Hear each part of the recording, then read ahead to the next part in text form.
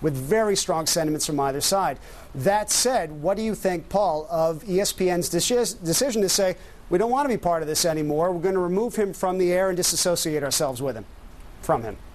Well, I think that's ESPN's decision, and frankly, I disagree with it. I think a suspension for a week would have made the same point, and we could learn from this. Instead of learning from it, we're all fighting and we're refighting the Civil War, and I hear Dave Zirin making fun of the Confederacy. Well, a lot of people died in that. We just happen to be part of the United States of America, Dave. The Confederacy is long gone, buddy. Yeah, a lot of people did die. A lot of people did die in the Civil War fighting to end human bondage, but that's not the question that I want to talk about here at all. I want to know if Paul stood up and said something for, I don't know, Rashard Mendenhall when he lost his endorsement contracts because he disagreed with the celebratory atmosphere after bin Laden killed. I want to know if he defended Craig Hodges when Craig Hodges protested the first Iraq War and was bounced from the Chicago Bulls. I'm curious, Paul, or if you just defend the Hank Williams Jr.'s of the world.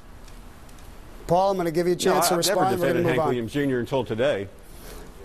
All right. Well, gentlemen, thanks for being with us. Monty Jones, okay. Paul Feinbaum, Dave, stick around. Thanks for that.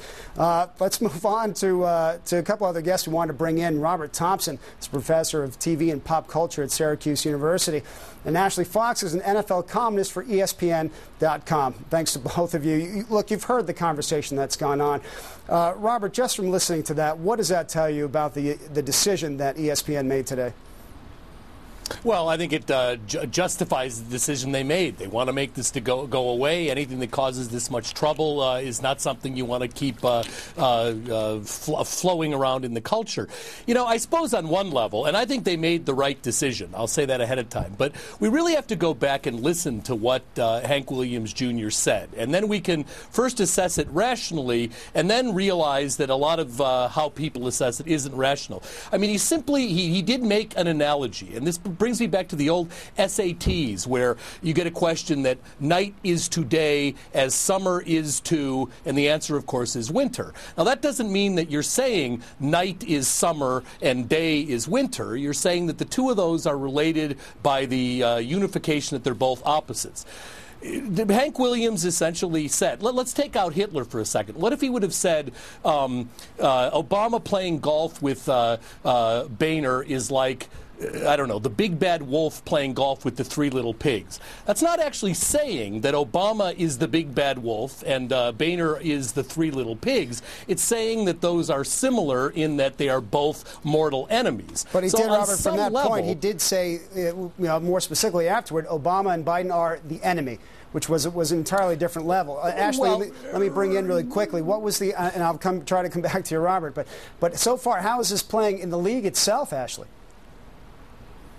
Well, in the league, I think it was news. Obviously, I don't think it was that big of a shock that it happened. I mean, especially after Hank Williams came out and really didn't apologize for what he said in the first place. He, gave the typical, I'm sorry if I offended somebody, but apology. And being that it is the NFL, the bigger news of the day is that the poor Miami Dolphins, 0-4, just lost their quarterback today. So, got to kind of temper what, in league-wise, what's important. Probably wouldn't garner quite the same passion in this discussion. Robert, we got about 30 seconds left. Why don't you please continue the point that you were making?